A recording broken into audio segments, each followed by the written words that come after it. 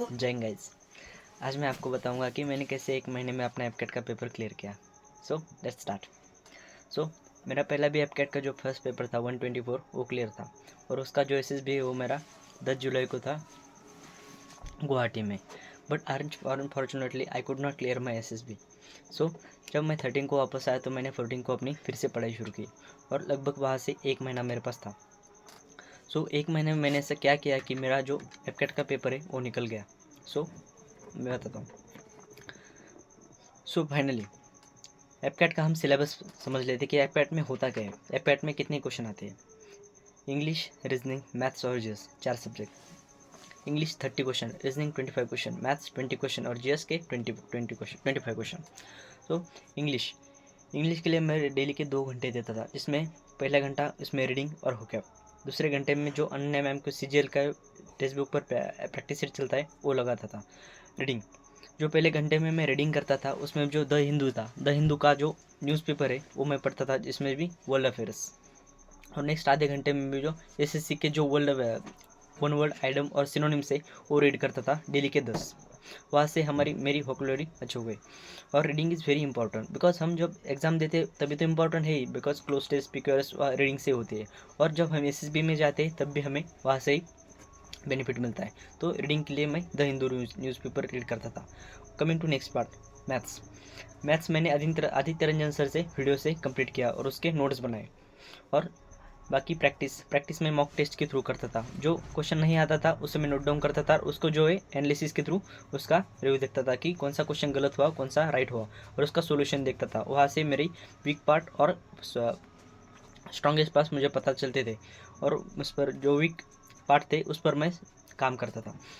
और रीजनिंग का भी वैसा ही, जो मेरे कंटेंट था वो मैंने जो कॉन्सेप्ट थे वो मैं वैसे क्लियर किए और वहाँ से प्रैक्टिस की। मॉक टेस्ट के थ्रू मैंने प्रैक्टिस की, वैसे रीजनिंग क्लियर हुई। रीजनिंग के मैंने अभी 22 क्वेश्चन लगभग मेरे हमेशा बराबर होते हैं। और नेक्स्ट पार्ट जीएस के 25 क्वेश्चन होते हैं। वहाँ से 25 आउट ऑफ 20 करने के लिए हमें राइट गाइडेंस की ज़रूरत होती है। जैसे कि 25 आउट ऑफ 20 लेने के लिए जो मेरे पास ये लुसेंट का बुक है, उसमें से जो लास्ट वाला मिसलेंस का जो पार्ट है वो इम्पोर्टेंट है। वहाँ से भी बुक्स बहुत सारे इंपॉर्टेंट क्वेश्चन है वहाँ से भी पूछे जाते हैं। और या इस लुसेंट में जो ज्योग्राफी का जो टेबल से वही इंपॉर्टेंट है, वहाँ से भी क्वेश्चन पूछते हैं। और उसके बाद एडिशनल जो उसमें new appointment chief minister governor awards वो जो रिसेंट में होता है वो भी इंपॉर्टेंट है, बिकॉज वहाँ से भी क्वेश्चन पूछता है। और जो ये हिस्ट्री और पॉलिटी के लिए जो मेरे पास हिस्ट्री और पॉलिटी के लिए जो अड्डा का मेरे पास अड्डा 2 का मेरे पास एक बुक है। उसमें से मैं जो कोई एमसीक्यू होते जो क्रिस्प फॉल में वो रिवाइज करता था, वहाँ से मेरे क्वेश्चन बनते थे।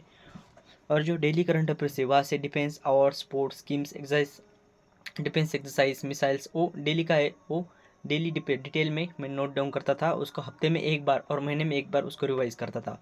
और डिफेंस में जाने के पहले मैं सीडीएस जर्नी और एपकेट में जाने से पहले जैसे सीडीएस जर्नी और इनसाइड एसएसबी का जो वन शॉट वीडियो होते हैं वो भी इंपॉर्टेंट होते हैं, वहाँ से गो थ्रू होता था।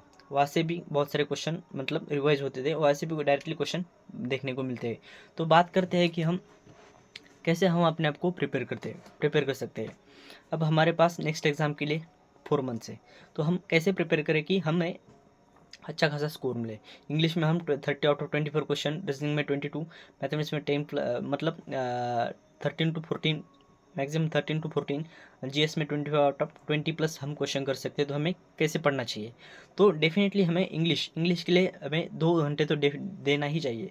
1 आवर ग्रामर के लिए, कहाँ से भी कॉन्सेप्ट कहाँ से भी करो पर ग्रामर क्लियर करो। और उसके बाद जो सीरियसली ग्रामर क्लियर करो, उसके बाद जो यूट्यूब पर बस ग्रामर प्रैक्टिस सेट, बस ऐसे ही ग्रामर प्रैक्टिस सेट वहाँ से करो। और जो होकैब जो स्टाफ का जो सीजीएल के जो प्रीवियस ईयर के जितने भी क्वेश्चन है, वन वर्ड आइटम सिनोनिम्स मैं आपको प्रोवाइड करूँगा। तो बस रिवाइज करना है, थोड़ा सा रिवाइज करना है, डेली के 10 रिवाइज करना है।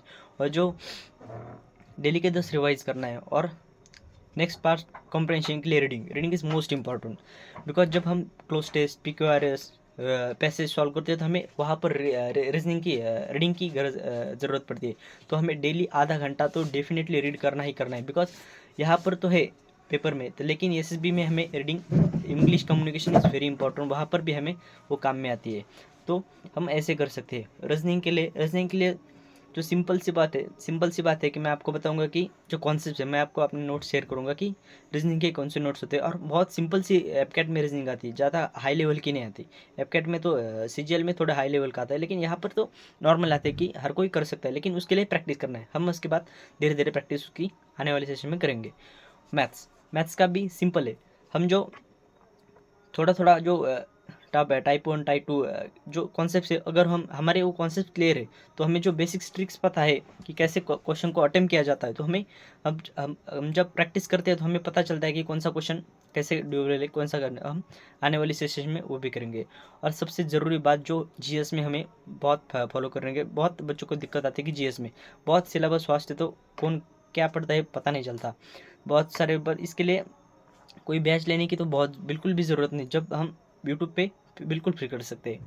जीएस के लिए एकदम सिंपल, एकदम शॉर्ट में जो मैंने अपने नोट्स निकाले हैं, जो मैंने अपने नोट्स तैयार किए हैं, मैं आपको शेयर करूँगा कि कैसे एकदम हम 25 आउट ऑफ 20 क्वेश्चन हम आसानी से कर सकते हैं। तो I will share you my notes next video.